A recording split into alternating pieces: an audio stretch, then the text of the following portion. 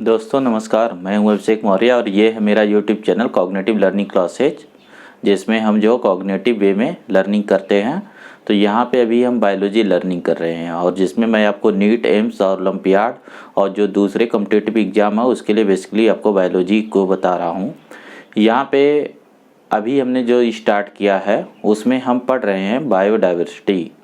Biodiversity आपके syllabus में एक यूनिट है और उस यूनिट के कुछ टॉपिक हमने कवर किए हैं जो पिछले वीडियो में आप जाके देख सकते हैं।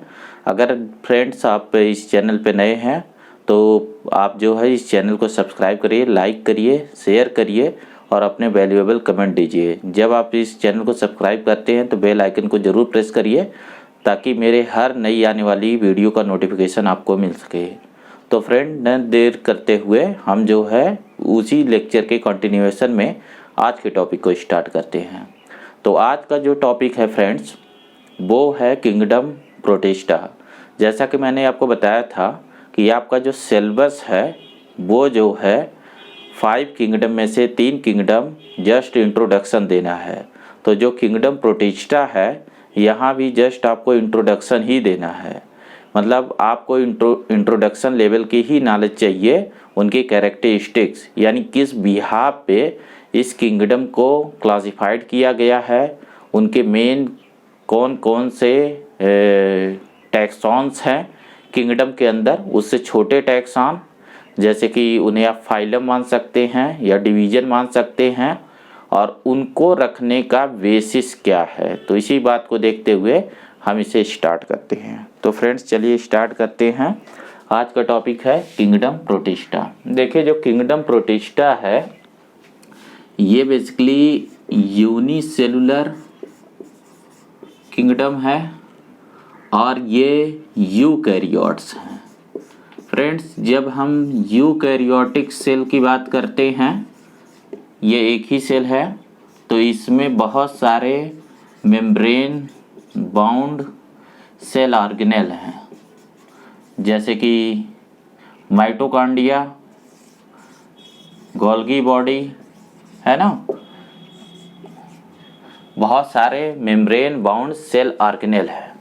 अब इसमें जो है फ्रेंड्स दूसरी जो चीज़ होती है वो होती है सेक्सुअल रिप्रोडक्शन। अभी तक जो आप पढ़ रहे थे किंगडम, उसमें सेक्सुअल रिप्रोडक्शन नहीं था किंगडम मोनेरा में, बट वहाँ जस्ट बैक्टीरिया में बाइनरी फिशन होता है। और कोई भी सेक्सुअल रिप्रोडक्शन का मतलब क्या है, जैसे जब भी आपसे सेक्सुअल रिप्रोडक्शन बोला जाए ना, उसकी क्राइटेरिया क्या होगी ये आप नोट कर लीजिए। इसमें 2 चीज़ होना चाहिए तभी रिप्रोडक्शन को आप सेक्सुअल रिप्रोडक्शन बोलेंगे। पहला है फ्यूजन ऑफ गेमेट, पहला जो है आप नोट करिए gametogenesis, formation of gamete. Gametogenesis मतलब गेमेट का फॉर्मेशन, और दूसरा है फ्यूजन ऑफ गेमेट्स। ये 2 इम्पॉर्टेंट क्राइटेरिया है, ये 2 इम्पॉर्टेंट क्राइटेरिया है सेक्सुअल रिप्रोडक्शन के लिए। मतलब किसी भी रिप्रोडक्शन को तभी आप सेक्सुअल रिप्रोडक्शन कहते हैं जब ये 2 कैरेक्टरिस्टिक्स को ये क्वालिफाई करे। हाँ, इसमें एक ऑप्शनल हो सकता है कि एम्ब्रियो फॉर्मेशन हो, बट ये ज़रूरी बात नहीं है। जैसे इस केस में कोई भी एम्ब्रियो फॉर्मेशन नहीं होता है। जब एम्ब्रियो फॉर्मेशन नहीं होता है तो जनरली इसकी जगह पे यहाँ पे जो चीज़ होती है उसे हम बोलते हैं जाइगोटिक मियोसिस। जाइगोटिक मियोसिस, तो यहाँ पे जो चीज़ होगा वो zygotic meiosis, fusion of gamete और गेमेटोजेनेसिस, ये 3 चीज़ें प्रेजेंट है। ठीक है, एम्ब्रियो एब्सेंट है, कभी भी एम्ब्रियो आप नहीं बोलेंगे। ठीक है, कि अगर आपसे इस टाइप से क्वेश्चन पूछा जाए कि यहाँ एम्ब्रियो फॉर्मेशन होता है तो नहीं होता है। एम्ब्रियो का फॉर्मेशन जो है प्लांट किंगडम से स्टार्ट होता है, उससे पहले एम्ब्रियो नहीं होती है प्रेजेंट। ठीक है फ्रेंड, तो चलिए हम आगे देखते हैं। तो ये जो यूनिसेलुलर जो सेल होगी एक टिपिकल डायग्राम में इस तरीके से यहाँ वेल डिफाइंड न्यूक्लियस होते हैं और बहुत सारे मेम्ब्रेन बाउंड सेल ऑर्गेनेल होते हैं। ये ऑर्गेनेल है, ये एक वेल डिफाइंड यूकैरियोटिक सेल का स्ट्रक्चर है। एक टिपिकल सेल को मैंने बताया है, ठीक है। ये इसकी मेम्ब्रेन हो गई। अब देखिए, ये जो प्रोटिस्टन है उसके बारे में आपसे क्वेश्चन क्या होगा ये भी मैं बताते चलूँ, क्योंकि जैसे आपसे नीट और एम्स में जो आपके ऑब्जेक्टिव नेचर के क्वेश्चन आते हैं, तो हमारा मेन पढ़ने का मकसद यही है कि आप इन एंट्रेंस एग्ज़ाम को क्वालिफाई कर पाएँ। तो आप बुक को उठा लीजिए और मैं आपको बता रहा हूँ कि बुक में इम्पॉर्टेंट लाइनें कौन सी हैं, वो पहले नोट डाउन करते रहिए, फिर मैं आगे बताता हूँ।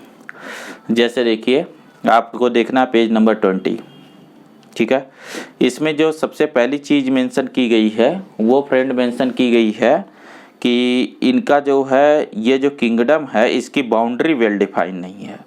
उसका मीनिंग ये है कि इसमें कई टाइप के ऑर्गेनिज्म को एक साथ रखा गया है। जैसे मैं बोल रहा था ना आपको कि जब टैक्सॉन बनाते हैं तो उसमें क्राइटेरिया रखते हैं क्लासिफिकेशन में, तो यहाँ जो क्राइटेरिया है कि वो यूनिसेलुलर हो, यूकैरियोटिक हो, ठीक है, उनमें सेक्सुअल रिप्रोडक्शन हो। इसी बेसिस पे हमने प्रोटिस्टा को बनाया है, जो यूनिसेलुलर यूकैरियोटिक और उनमें सेक्सुअल रिप्रोडक्शन है। तो इसमें कई टाइप के ऑर्गेनिज्म एक साथ आ जाते हैं। जैसे इसमें फोटोसिंथेटिक एल्गी लाइक ऑर्गेनिज्म है, लेकिन वो यूनिसेलुलर हो, ये जरूरी शर्त है। इसमें यूग्लिना जैसे मिक्सोट्रॉपिक है। मिक्सोट्रॉपिक का मतलब यूग्लिना एक ऐसा ऑर्गेनिज्म है जो ऑटोट्रॉपिक है समटाइम, मतलब वो फोटोसिंथेसिस भी कर सकता है, उसमें पिगमेंट है, क्लोरोफिल ए है, और ज़रूरत पड़ने पे वो हेट्रोट्रॉपी फैगोसाइटोसिस भी कर सकता है होलोट्रॉपिक न्यूट्रिशन की, इसलिए मैं उसे बोला मिक्सोट्रॉपिक। और इसके साथ साथ इसमें जो है सेप्रोट्रॉपिक भी है, स्लाइम मोल्ड जैसे। इसके अलावा इसमें प्रोटोजोवंस भी हैं। तो इस तरीके से ना हम इसे एक ब्रॉड क्लासिफिकेशन इसका हम लिख सकते हैं। पहले मैं ये आउटलाइन बता दूं तब आगे चलते हैं। जैसे जो किंगडम है इसमें एक तो इसके पोर्शन हैं फोटोसिंथेटिक, ठीक है, जो फोटोसिंथेटिक वाले मेंबर है। इसमें क्या क्या हैं देखिए, इसमें एक जो पुराने क्लासिफिकेशन में एक था ना गोल्डन ब्राउन एल्गी, उसी को बोलते हैं क्राइसोफाइट्स, या पुराने में इसी को गोल्डन ब्राउन एल्गी बोलते थे, या आपकी बुक में मेंशन होगा डायटम्स, ठीक है, या डेस्मेट्स, ठीक है। ये फोटोसिंथेटिक है। इसके अलावा एक और फोटोसिंथेटिक मेंबर है डाइनोफ्लैजिलेट, नेम से ही मेंशन है, 2 फ्लैजिलम होगा, ठीक है, डाइनोफ्लैजिलेट्स, ये भी फोटोसिंथेटिक है, दूसरा मेंबर। और एक तीसरा मेंबर भी यहाँ पे है जिसमें फोटोसिंथेसिस तो है लेकिन ये मिक्स टाइप का वो मेंशन कर रहा है, तो मैं इसे लिख ही दे रहा हूँ, बेहतर होगा, मिक्सोट्रॉपिक, ठीक है, वो है यूग्लिनॉइड या फिर यूग्लिना। इस ग्रुप का नेम ही इसके बिहाफ पे दे दिया गया, ठीक है, यूग्लिना लाइक, यूग्लिनॉइड। इसके बाद आपको मेंशन है जिनमें सेप्रोट्रॉपिक, ये न्यूट्रिशन इसीलिए मैंने आपको सेपरेट जो है बता दिया है लेक्चर में, आप उसे ज़रूर देखें। ये आपका बहुत बेसिक मैंने आपको लेक्चर दिया था, न्यूट्रिशन इसीलिए आपको पढ़ाया था। सेप्रोट्रॉपिक में जो यहाँ पे है वो है स्लाइम मोल्ड,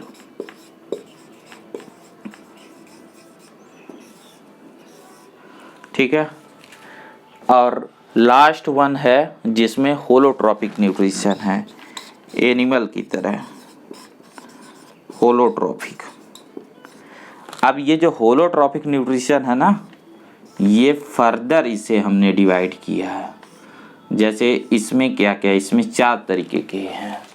जैसे एक तो जैसे ये यहाँ पे इनका जो डिवीजन है होलोट्रॉपिक, इस पे आप यहाँ लिख लेना on the basis of locomotory organelle,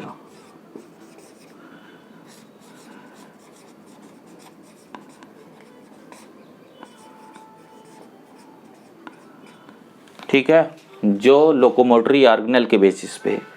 तो यहाँ पे एक स्यूडोपोडिया के बेसिस पे जो लोकोमोशन करते हैं, उनको बोलते हैं अमीबॉयड, अमीबा लाइक। ठीक है। इसके बाद एक मेंबर है जो फ्लैजेला पे करता है, फ्लैजेला से, तो उसे बोलते हैं फ्लैजिलेट्स। एक सीलियम को यूज करता है तो उसे बोलते हैं सीलिएट्स। और एक में कोई भी लोकोमोटरी ऑर्गेनल नहीं है तो उसे हम बोलते हैं स्पोरोजोआ। इसमें स्पोर फॉर्मेशन होता है और इसमें कोई भी लोकोमोटरी ऑर्गेनल नहीं है। अमीबॉयड में देखिए, मैं यहाँ लिख दे रहा हूँ, ये स्यूडोपोडिया के थ्रू लोकोमोशन है, फ्लैजेलम के थ्रू है। ठीक है। सीलिया यहाँ लोकोमोटरी ऑर्गेनल है और यहाँ पे जो है नो लोकोमोटरी फेज है, कोई भी लोकोमोटरी ऑर्गेनल नहीं है। यहाँ पे अगर आपसे पूछा जाए कि सबसे डेवलप कौन सा है तो वो सीलिएट्स होते हैं। सबसे डेवलप स्टेज जो है, सबसे हाईली डेवलप जो है वो सीलिएटा होते हैं। तो एक बार हम फिर से देखते हैं पूरे किंगडम में। जैसे एक आपको यहाँ पे मैंने बताया, जैसे एक आपको बताया कि ऑर्गेनिज्म जिनमें फोटोसिंथेसिस होती है उनको बोलते हैं फोटोसिंथेटिक प्रोटिस्ट। ठीक है। इनमें जो है ये आपके क्राइसोफाइट हैं, गोल्डन ब्राउन एल्गी, इन्हें पुराने क्लासिफिकेशन में बोलते थे। डाइनोफ्लैजिलेट्स हैं। फिर इसके बाद मिक्सोट्रॉपिक है। मिक्सोट्रॉपिक का मतलब क्या है? Autotroph plus heterotroph. हेट्रो में भी होलोट्रॉफ है। ठीक है। फिर इसके बाद सेप्रोट्रॉफ है, स्लाइम बाउड्स, और फिर है होलोट्रॉफ। होलोट्रॉफ को ही प्रोटोजोवंस भी बोलते हैं। इनको माना जाता है कि प्रोटोजोवन जो है एनिमल के एंसेस्टर हैं। जो एनिमल का एवोल्यूशन हुआ है वो इन्हीं से हुआ है। अगर हम फाइलोजेनी की बात करें तो फाइलोजेनी में आपको बताया था एवोल्यूशनरी हिस्ट्री को रिकमेंड किया जाता है, तो अगर हम उसकी बात करें तब अभी यहाँ पे देखते हैं कि ये इतने टाइप के ऑर्गेनिज्म को एक ग्रुप में रखा गया। उसी बात को ये बोल रहा है ना लाइन, कि यहाँ पे जो किंगडम है उसकी बाउंड्री वेल डिफाइन नहीं है, उसमें कई डिफरेंट टाइप के ऑर्गेनिज्म को एक साथ रखा गया है। ठीक है। और वजह क्या थी? वजह ये थी कि हमने जो बेसिस ऑफ क्लासिफिकेशन रखा था वो क्या था कि जो यूकैरियोट हों, यूनिसेलुलर हों और जिनमें रिप्रोडक्शन सेक्सुअल टाइप का हो, इतनी सी क्राइटेरिया थी। तो जिसने फिट की उसको बैठा दिया। ठीक है। इसमें जो मोड ऑफ न्यूट्रिशन है उसको बहुत बेसिस नहीं बनाया गया, उसके बेसिस पे सेग्रीगेट नहीं किया गया। ठीक है। तो नेक्स्ट देखते हैं। देखिए यहाँ पे नेक्स्ट आपको देखिए, जब कुछ भी आपसे पूछा जाएगा, ठीक है, तो देखिए यहाँ पे सबसे बड़ी बात ये है कि इसके ज़्यादातर मेंबर एक्वेटिक है। एक्चुअल में इस बात को मैं ऐसे भी बताऊँ ना कि जो लाइफ की ओरिजिन हुई ना वही पहले पानी में हुई। तो जितने बैक्टीरिया भी है, मैक्सिमम बैक्टीरिया जो है एक्वेटिक एनवायरनमेंट में ही रहता है। अब एक्वेटिक एनवायरनमेंट क्या होता है? जो हैबिटेट है ना इस अर्थ पे, वो दो ही है, या तो कोई पानी में रहता है या तो वो ज़मीन पे रहता है, या तो वो एक्वेटिक होता है या वो टेरेस्ट्रियल रहता है। अब पानी में रहने का मतलब हमेशा ओशियन, हमेशा पॉन्ड्स, लेक, रिवर नहीं होता है। जैसे एक बूंद कहीं पानी पूरा पड़ा हुआ है, कहीं थोड़ी सी नमी पड़ी हुई है, मॉइस्चर पड़ा हुआ है मिट्टी में, गीली मिट्टी में, तो हमारे आपके लिए वो टेरेस्ट्रियल है। लेकिन जिसकी बॉडी साइज माइक्रोस्कोपिक है, माइक्रॉन है, उसके लिए वहाँ पे 1 ml पानी भी एक छोटी सी लेक जैसा, पॉन्ड जैसा होगा, तालाब जैसा होगा। तो अगर उसके रेफरेंस में आप बात करेंगे, यानी इतने माइक्रो ऑर्गेनिज्म के बात रेफरेंस में बात करेंगे, तो उनके लिए वो जो छोटा सा जहाँ भी पानी अवेलेबल है वहाँ, जैसे बैक्टीरिया बिल्कुल ड्राई कंडीशन में रह ही नहीं सकता, कोई बैक्टीरिया नहीं, कोई भी बैक्टीरिया एकदम ड्राई कंडीशन में नहीं रह सकता। इसीलिए जब हम इंस्ट्रूमेंट को स्टरलाइज करते हैं सर्जरी में, तो हम उसको इतना गर्म करते हैं कि सारा मॉइस्चर निकल जाए। सारा मॉइस्चर निकलने पे बैक्टीरिया सेल जिंदा नहीं रह सकता, ठीक है। उसमें कुछ ना कुछ मॉइस्चर होना चाहिए, तो उसका जो इन्फेक्शियस स्टेज है वो ख़त्म हो जाता है, ठीक है। तो इसी वजह से मैं इसे बोल रहा हूँ कि जैव आपके बुक में लिखा है कि ये प्राइमरीली एक्वेटिक है। अगर एक्वेटिक नहीं है तो ये कई सारे जो है दूसरे किंगडम पे, जैसे दूसरे जो है प्लांट पे, फंजाई पे, एनिमल पे पैरासिटिक भी हैं, ठीक है। पैरासिटिक फॉर्म में भी होते हैं। अब देखिए यहाँ पे एक चीज़ है, जैसा आपको बताया था कि जाइगोट फॉर्मेशन होता है। यहाँ पे ए सेक्सुअल और सेक्सुअल दोनों टाइप का रिप्रोडक्शन होता है, जो मेन फीचर है। अब यहाँ पे देखिए हम एक एक को क्या पढ़ते हैं, आपसे क्या पूछा जाता है। जैसे जो लाइनें यहाँ इंपॉर्टेंट है वो मैं बता दूँ कि जो इसका कैरेक्टरिस्टिक्स फीचर है, लास्ट की 2 लाइनें हैं, ये आपको याद रखना है। जहाँ आपको मेंशन है being eukaryote protistan cell body contain well defined nucleus. Eukaryotic cell का फीचर होता है वेल डिफाइंड न्यूक्लियस, इसको हम बोलते हैं वेल डिफाइंड। एक न्यूक्लियर बाउंड्री है और बाउंड्री के अंदर क्रोमोजोम हो। यहाँ सिर्फ बाउंड्री होना जरूरी नहीं होता है, बाउंड्री के अंदर क्रोमोजोम हो, इसके अंदर क्रोमोजोम हो, और जो क्रोमोजोम होता है ये बनता है क्रोमेटिन फाइबर से, और जो क्रोमेटिन फाइबर होता है ये बना होता है डीएनए प्लस हिस्टोन से। तो अगर ये सारे फीचर कोई भी ऑर्गेनिज्म रखता है तो उसे हम बोलते हैं वेल डिफाइंड न्यूक्लियस। तो इस किंगडम के कैरेक्टरिस्टिक्स में क्या है कि यहाँ पे यूनिसेलुलर यूकैरियोटिक सेल हैं जिनमें वेल डिफाइंड न्यूक्लियस है। इस लाइन को समझना, वर्ड को समझना।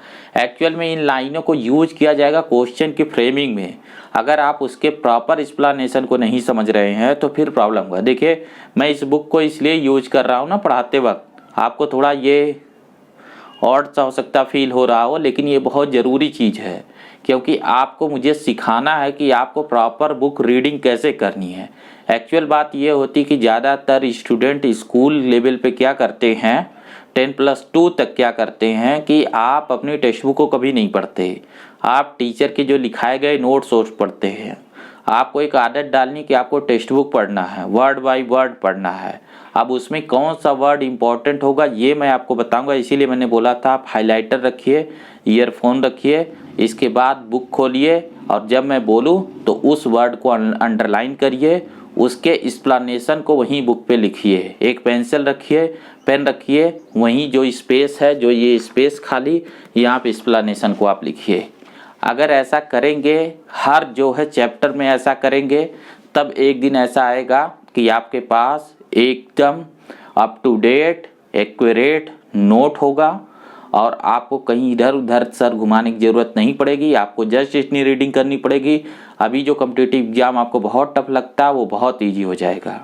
अगर आपको मेरी बात पे बिलीव नहीं है तो आप प्लीज़ पिछले 5 साल का जो नीट का पेपर है, एम्स का पेपर है, उनकी एक एक कॉपी साथ में रखिए। जब आप चैप्टर पढ़ लेते हैं तो आप चेक करिए कि इस चैप्टर से किस टाइप की चीज़ें पूछी गई थी और जो मैं अंडरलाइन करवा रहा हूँ क्या वही चीज़ें पूछी गई थी। अगर वो वही चीज़ें हैं तो फिर ये आपको करना चाहिए।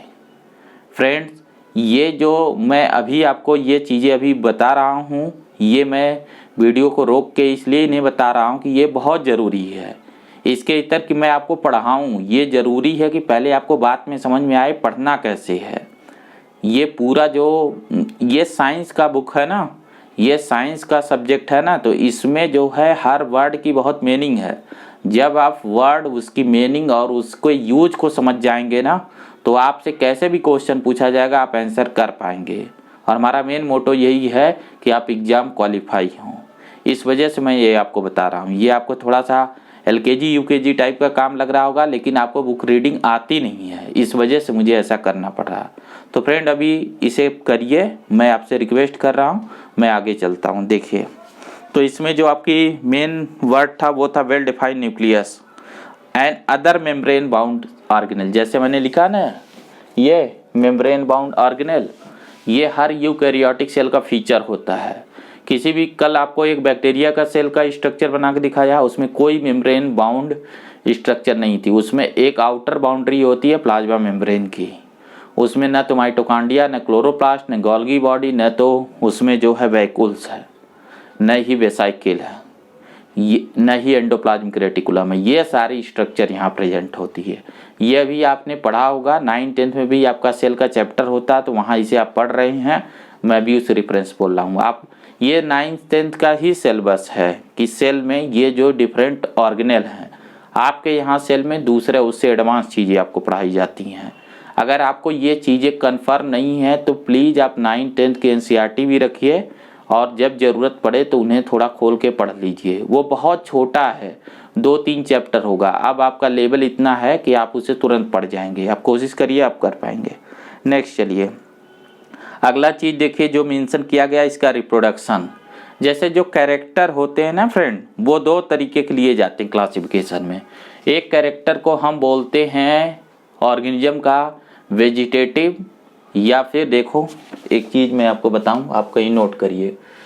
जैसे जो क्लासिफिकेशन में बेसिस लिया जाता है, तो ऑर्गेनिज्म की, कोई भी ऑर्गेनिज्म की जो बॉडी होती है, इसके 2 पार्ट होते हैं। जैसे प्लांट है तो एक टर्म हम लिखते हैं वेजिटेटिव, ठीक है, और एनिमल है तो इसी के लिए एक वर्ड लिखते हैं सोमैटिक, ठीक है। सोमैटिक एनिमल के लिए लिखते हैं और प्लांट के लिए वेजिटेटिव लिखते हैं, ठीक है। और दूसरा जो है, यहाँ देखो प्लांट के लिए रिप्रोडक्टिव लिखते हैं, रिप्रोडक्टिव, और एनिमल के लिए जर्मिनल लिखते हैं, ठीक है। तो ये 2 तरीके के ना, ये एनिमल में है, ये 2 तरीके के कैरेक्टर्स होते हैं, ठीक है। इन कैरेक्टर्स को बेसिस बनाया जाता है नेचुरल टाइप क्लासिफिकेशन। और आपको मैंने बताया था जो आपका क्लासिफिकेशन है वो नेचुरल टाइप का है, तो यहाँ भी उसी को बेसिस बनाया गया है। वो कैसे, वो मैं आपको बताता हूँ। देखिए, जैसे अभी आपको जो बोला गया ना कि बॉडी का ऑर्गेनाइजेशन कैसा है, तो आपको बोला गया 2 चीज़ें कि उसमें जो है यूकैरियोटिक यूनिसेलुलर सेल है। इसका मतलब बॉडी एक ही सेल का बना है, सेलुलर ग्रेड का है, और सेल की टाइप क्या है, वो यूकैरियोटिक है, मेम्ब्रेन बाउंड है, वेल डिफाइंड न्यूक्लियस है, ये सारे फीचर बताए गए। फिर इसके बाद जो है, ये सब हो गया आपका वेजिटेटिव या सोमैटिक, ठीक है। यह एनिमल प्लांट तो है नहीं, तो इसे कोई बोल दीजिए वेजिटेटिव। ये इन्फीरियर कैरेक्टर माने जाते हैं। इसके बाद दूसरा इंपॉर्टेंट कैरेक्टर होता है रिप्रोडक्शन कैसे हो रहा है, क्योंकि इससे अगले जनरेशन में जो कैरेक्टर वो जाते हैं। तो उसमें आपके लिए लाइन लिखी गई है कि यहाँ